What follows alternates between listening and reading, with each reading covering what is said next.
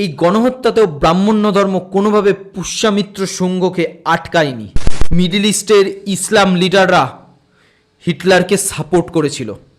রাশিয়ার orthodox church পুতিনকে support করেছে এই যুদ্ধে, আর ভ্যাটিকানের সঙ্গে সমস্ত সম্পর্ক ছিন্ন করে ফেলেছে।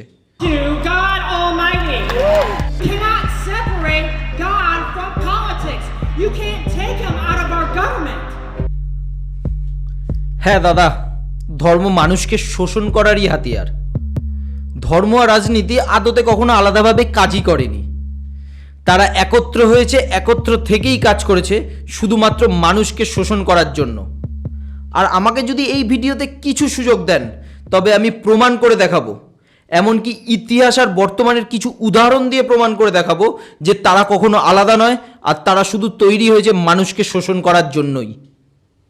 হ্যাঁ, অবশ্যই একটা ডিসক্লেমার থাকবে, কোনোভাবেই ভগবানকে ধর্মের সঙ্গে এক করবেন না। ভগবান মানুষের মনের ব্যাপার, নিজের ইন্ডিভিজুয়াল আস্থার ব্যাপার।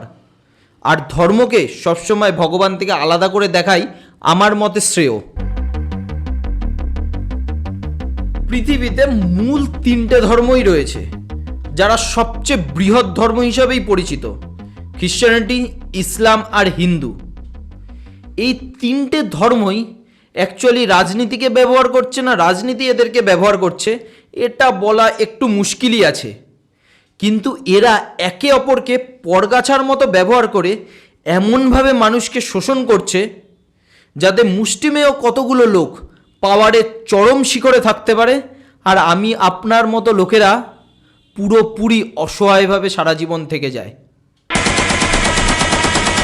রাশিয়া ইউক্রেন যুদ্ধের কথা আশা করি জানেন।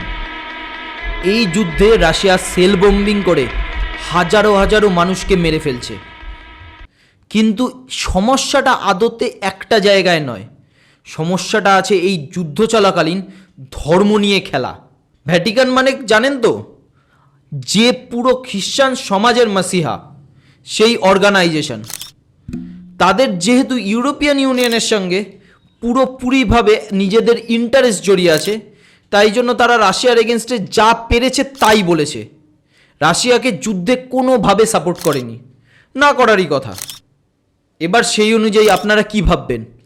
ভ্যাটিকান যখন রাশিয়াকে এই যুদ্ধে সাপোর্ট করছে না, তার মানে পুরো পৃথিবীর খ্রিশ্চান সমাজ রাশিয়ার এগেনস্টে হয়ে যাওয়ার কথা। কিন্তু তা তো হচ্ছে না। রাশিয়ার অর্থোডক্স চার্চ পুতিনকে সাপোর্ট করেছে এই যুদ্ধে, আর ভ্যাটিকানের সঙ্গে সমস্ত সম্পর্ক ছিন্ন করে ফেলেছে। আদতে জানেন তো, ধর্ম মানুষকে মন ভুলিয়ে রাখার জন্য। একটা যুদ্ধ চলাকালীন দেশে মানুষের হাজারো অসুবিধা হয়, এই অসুবিধাগুলো থেকে মানুষের যাতে মন ভুলে থাকে তাই জন্য চার্চ সব সময় চেষ্টা করে যাচ্ছে। আর চার্চ এর বিপক্ষে পুতিনের থেকে পাচ্ছে প্রচুর প্রচুর পাওয়ার। এভাবেই তো ধর্ম রাজনীতি একে অপরকে আঁকড়ে ধরে বেঁচে থাকে। সেখানে ভ্যাটিকান চলে আসুক বা ভ্যাটিকানের থেকে কোনো বড় অর্গানাইজেশন চলে আসুক, তাদের ধর্ম সেই দেশের পলিটিক্সকেই সাপোর্ট করে যাচ্ছে। এবার আসবো মিডল ইস্টে। তার আগে আপনাদের কাছে একটা প্রশ্ন আছে, হিটলার আপনাদের মতে কীরকম? আমার মতে তো সে পশুর থেকেও খারাপ। তার কারণ আছে। যখন সেকেন্ড ওয়ার্ল্ড ওয়ার চলছে, তখন হাজারো হাজারো ইহুদিকে যখন গ্যাস চেম্বারে ভরে মারা হচ্ছে, তখন জার্মানরা নিজেদের মধ্যে বিজয় উল্লাস পালন করছে। তার কারণটা হিটলার। হিটলার জার্মানদের মধ্যে এত এত বিষ ঢুকিয়ে ফেলেছিল যে ইহুদিদের এরকম নৃশংস মৃত্যু তাদের কাছে কোনো কিছু যাই আসতো না। আর এই সময় ইহুদিরা ইউরোপ ছেড়ে পালিয়ে আসছে মিডল ইস্টে, একমাত্র হিটলারের হাত থেকে বাঁচতে। কিন্তু এই সময় মিডল ইস্টে ইহুদিদের জনসংখ্যা বেড়ে যাওয়ার মানেই হলো মুসলিম লিডারদের ওই অঞ্চলে নিজেদের প্রভাব প্রতিপত্তি কমে যাওয়া। এবার মুসলিম লিডাররা কোনো সময়ই চায় না যে মিডল ইস্টে ইহুদি জনসংখ্যা বাড়ুক। তাই জন্য পুরো এই যুদ্ধটায় মিডল ইস্টের ইসলাম লিডাররা হিটলারকে সাপোর্ট করেছিল। সাপোর্ট বলাটা ভুল হবে, তারা পুরোপুরি হিটলারের অ্যালাই ছিল। আর এই নৃশংস হত্যাকাণ্ডে তাদের কোনো বিরোধিতা ছিল না। Hitler didn't want to exterminate the Jews at the time. He wanted to expel the Jews. And Khaja Amin al-Husseini went to Hitler and said, if you expel them, they'll all come here. So what should I do with them? He asked. He said, burn them. এবার আপনারা আরও পূর্ব দিকে চলে আসুন, আমাদের দেশ ভারতবর্ষ। আমি প্রায় 2000 বছর আগের কথা বলছি, যখন পুরো ভারত জুড়ে বৌদ্ধ আর জৈন ধর্ম ছড়িয়ে পড়েছে। হিন্দুদের ব্রাহ্মণ্য ধর্ম নিজেদের পুরনো বৈদিক যুগের প্রভাব প্রতিপত্তি খুঁজে পাওয়ার চেষ্টা চালাচ্ছে। এরকমই একটা সময় একটা রাজার জন্ম নিল, পুষ্যামিত্র শুঙ্গ। পুষ্যামিত্র শুঙ্গের সঙ্গে ব্রাহ্মণ্য ধর্মের অদ্ভুত একটা ভালো কানেকশন ছিল। ব্রাহ্মণ্য ধর্ম নিজেদের শক্তি বাড়ানোর জন্য একটা পাওয়ারফুল লিডারের দরকার, সেটা দিচ্ছিল পুষ্যামিত্র শুঙ্গ।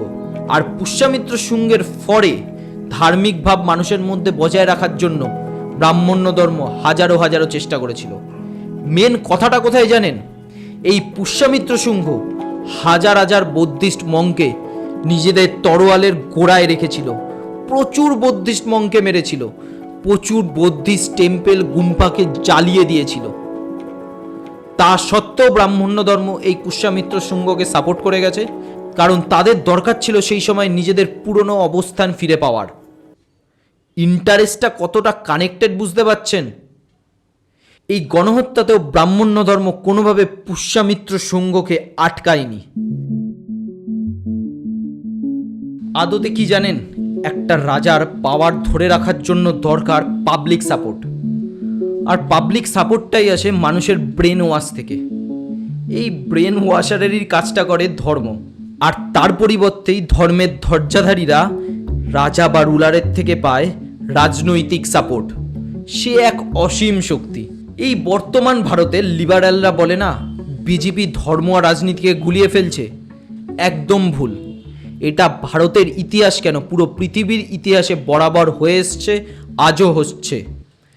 আজ থেকে স্বাধীনতার পরবর্তী ইতিহাসেও কংগ্রেস ধর্ম আর রাজনীতিকে গুলিয়েছে, এমনকি বিজেপির থেকে বেশি গুলিয়েছে।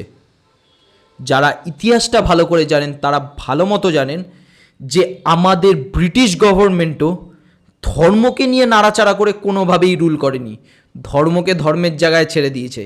কারণ ধর্ম আর রাজনীতিকে যদি আলাদা করা হয়, আর রাজনীতি যদি ধর্মের উপর বা ধর্ম যদি রাজনীতির উপর চেপে বসে, সেটা দুজনের পক্ষেই ক্ষতিকারক।